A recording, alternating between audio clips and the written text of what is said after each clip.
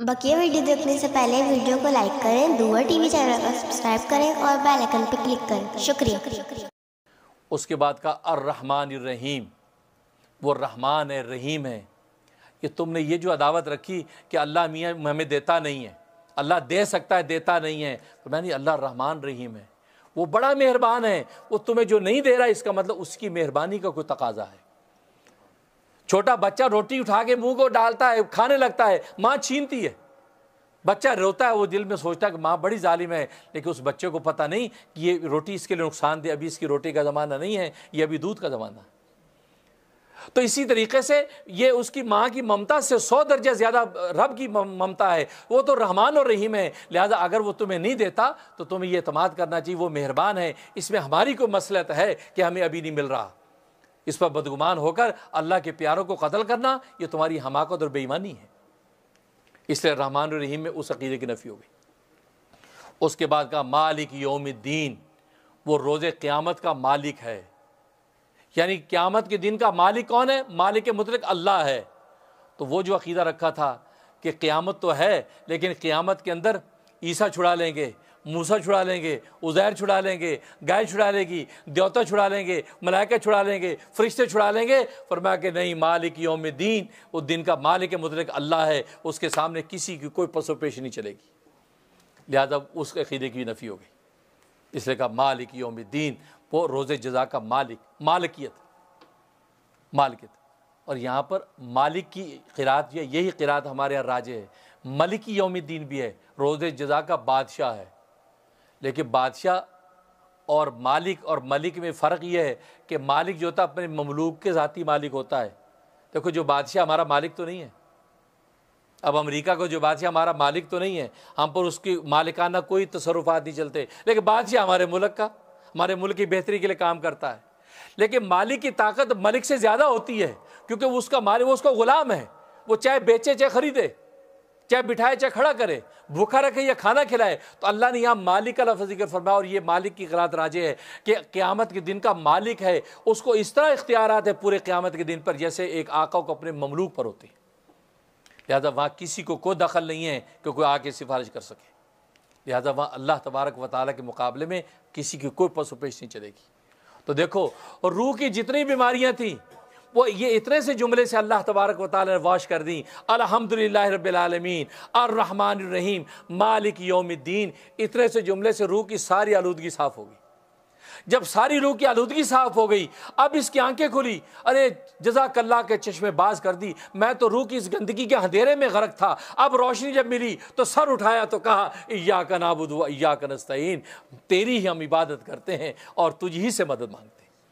अब खुला रास्ता, अब उसको पता चला, दलदल से जब निकला, अब आए खुदा नज़र, अब कह रहे तेरी हम इबादत करते और तुझी से मदद मांगते।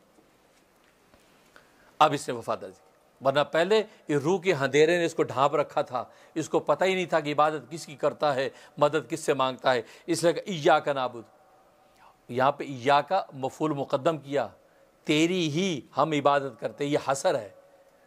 ये नहीं कहा नाबुदू का, नहीं कहा हम तेरी इबादत करते हैं।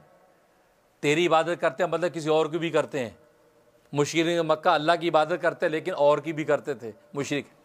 लेकिन इय्याका मफ़ूल मुक़द्दम करने से हसर का जो फ़ायदा मिलता है कि इय्याका तेरी ही हम इबादत करते हैं, हम तेरे अलावा किसी की इबादत ही नहीं करते। व इय्याका नस्तईन, और तुझ ही से हम मदद मांगते हैं, तेरे अलावा किसी और से मदद भी मांगते हैं। और इस मदद से मुराद क्या है? इसलिए कि सवाल पैदा होता है, यार सुबह शाम हम तो मदद मांगते हैं एक दूसरे की, यार आप मेरी ज़रा मदद कर सकते हैं?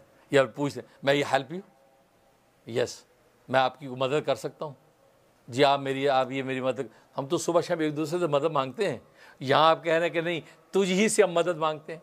खैर इबादत तो किसी और की नहीं करते, लेकिन मदद सुबह शाम, हेल्प हेल्प हेल्प को रोज़ नारे लगाते हैं। तो यहाँ आप कैसे कह रहे हैं कि इय्याका नस्तईन, तेरी ही तुझ ही से हम मदद मांगते हैं? ये सवाल समझ में आ गया? इस बात को समझ लो। इसलिए कि इस नासमझी की वजह से लोग बड़ी बेवकूफ़ियाँ करते हैं, वो पता होता नहीं, तो हर बात में वो कहते नहीं जी नहीं। बात यह है कि असल में जिन चीज़ों से मदद मांगी जाती दो तरह की हैं। एक वो चीज़ें जो मातहतल असबाब हैं, एक वो है जो माफौकल असबाब है। ما تحت الاسباب جو چیزیں ہوتی ہیں انسان انسانوں سے اس میں مدد مانگتے ہیں. مطلب کہتے ہیں یار آپ مجھے $10 دے دیجیے, آپ مدد کر دیجیے, یار آپ ذرا مدد کی مجھے کھانا کھلا دیجیے, یار آپ ذرا مدد کر دیجیے, مجھے وہاں تک ڈراپ کر دیجیے. یہ ما تحت الاسباب ہیں کہ دنیا کے اندر دار الاسباب میں اللہ نے اسباب قائم کر رکھے ہیں, ان اسباب کے تحت ایک دوسرے کی مدد ہوتی. تو ما تحت الاسباب جو چیزیں اس میں بندہ بندے سے مدد مانگ سکتا ہے اور مانگتا ہے. ما فوق الاسباب جو مدد چیزیں ہوتی اس میں مدد نہیں مانگ سکتا, اس میں اگر غیر سے مدد مانگی تو یہ شرک ہے. مثلا دوا کے لیے آپ فارمیسی جا کے دوا تو مانگ سکتے ہیں کہ یار وہ ٹینال دے دی, سر میں بہت درد ہے, لیکن درد کی شفا نہیں مانگ سکتے. شفا اللہ سے مانگنی, یا اللہ میری بیماری کو شفا دے دے, یا اللہ میری بیماری کو شفا دے دے, یا اللہ مجھے صحت دے دے. صحت کے اسباب تو آپ مانگ سکتے ہیں کہ آپ دوائی دے دیں, ڈاکٹر صاحب آپ ذرا دیکھیے. صحت کے اسباب آپ مانگ سکتے ہیں, صحت نہیں مانگ سکتے. آپ ڈاکٹر سے کہیں ڈاکٹر صاحب آپ مجھے صحت دے دیجیے, فارمیسی والے کہیں آپ مجھے شفا دے دیجیے. یہ شرک, کیونکہ یہ ما فوق الاسباب ہیں. تو یہ ما فوق الاسباب چیزیں اس کے بارے میں کہہ رہے ایاک نستعین, ان میں ہم تجھی سے مدد مانگتے ہیں, کسی اور سے نہیں مانگتے ہیں. ہم نے شفا مانگنی تجھ سے مانگیں گے, صحت مانگیں گے تجھ سے مانگیں گے, بچہ مانگے تجھ سے مانگیں گے, اولاد تجھ سے مانگیں گے. ہاں اولاد کے اسباب دنیا میں اختیار کریں گے اور اسباب اختیار کریں گے, لیکن اولاد اللہ سے مانگے, اللہ اب بچہ دے دے. ہم کسی پیر فقیر سے نہیں کہیں گے پیر صاحب آپ بچہ دے دیں, پیر صاحب بچہ دے دیں. یہ شرک ہو گیا, کیونکہ بچہ دینا اولاد دینا اللہ کے ہاتھ میں ہے, بندے کے ہاتھ میں نہیں. کیونکہ اللہ کے ہاں لکھا ہوا ہے کس کو کب پیدا کرنا ہے, کب مارنا ہے. انسان کے اختیار میں نہیں ہے. بچے پیدا کرنا انسان کے اختیار میں نہیں ہے.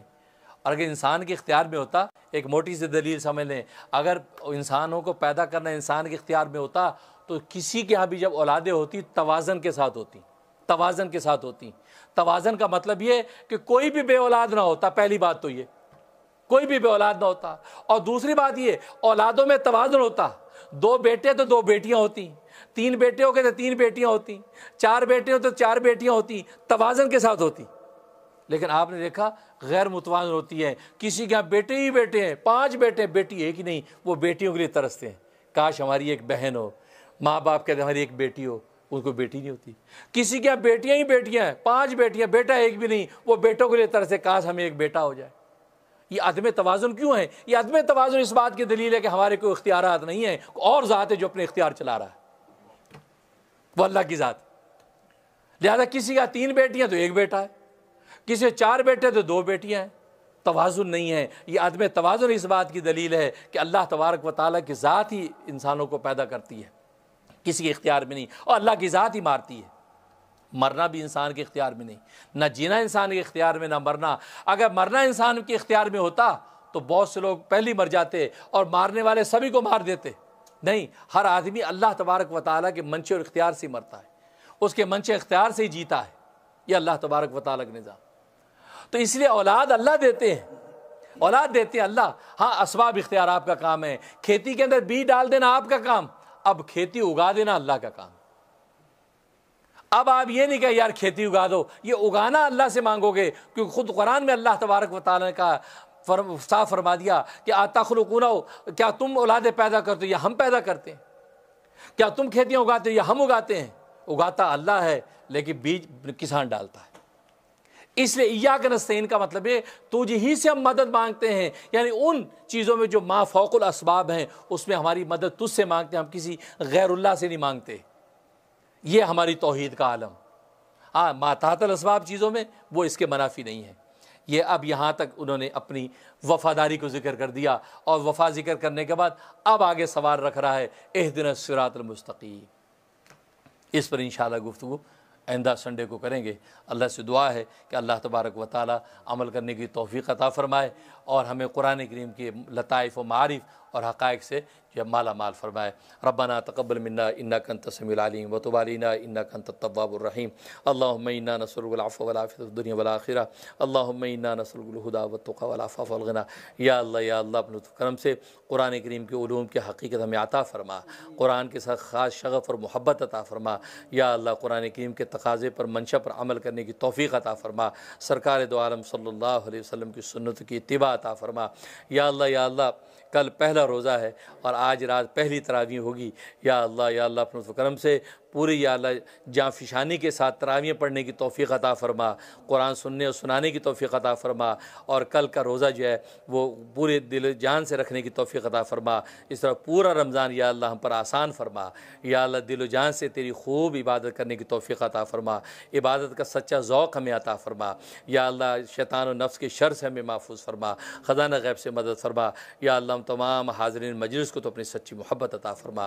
اللہم انا نسألک الہدی والتقی والعفاف والغنی، اللہم انا نسألک العفو والعافیۃ فی الدنیا والآخرہ۔ یا اللہ جو درس دیا ہے اس درس کے اندر کوئی بھی کمی بیشی ہوگی اس کو معاف فرما، اور یا اللہ اس کو قبول و منظور فرما، اور یہ سلسلہ ہر اتوار کو انشاءاللہ ہم 2 بجے سے 3:30 بجے تک جاری رکھیں گے۔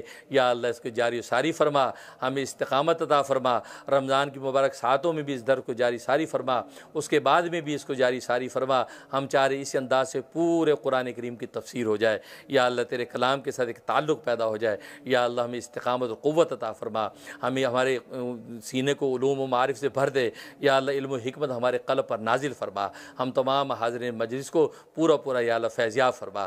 ربنا تقبل منا انک انت السمیع العلیم وتب علینا انک انت التواب الرحیم، وصلی اللہ تعالی علی خیر خلقہ محمد وآلہ واصحابہ اجمعین برحمتک یا ارحم الراحمین۔ دین کی بات پھیلانا صدقہ جاریہ ہے، ثواب کی نیت سے ویڈیو کو شیئر کیجیے، شکریہ۔